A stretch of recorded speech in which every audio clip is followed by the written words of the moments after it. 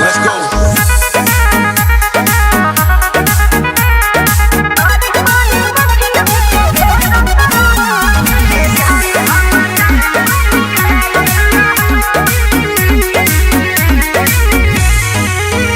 अरे बानी हम घमंड में बोलू कौन रोकी रे बघावा के चाल चल कुकुर कौन भोकी रे। सुना बानी हम घमंड में बोलू कौन रोकी रे बघावा के चाल चल कुकुर कौन भोकी रे।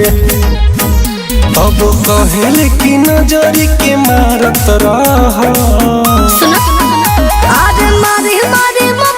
के घेरत रहो ए जहान हमार जलवा बिखेरत रहो मारी मारी मफियन के घेरत रहो ए जहान हमार जलवा बिखेरत रहो। तो क्या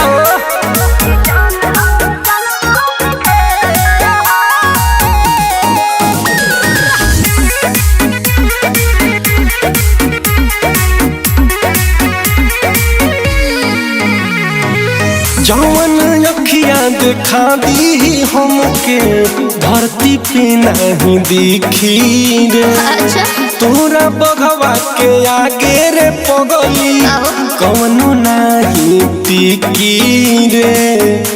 ठीक है कहता सुना तब तो पे गुमान करिले हो न्यू छावर पहन जहन करिले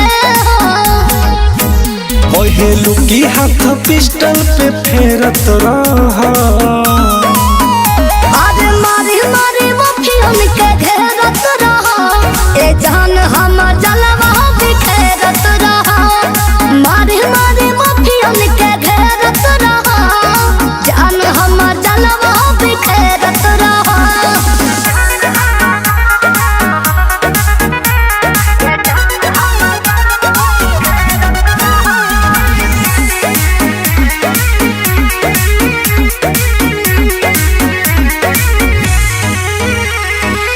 अपना जेब में लेके चलीले नेता विधायक पुलिसिया के रोवन टेढ़ होई रे जनुआ तोरा अनिल चवरसिया के बुझाई।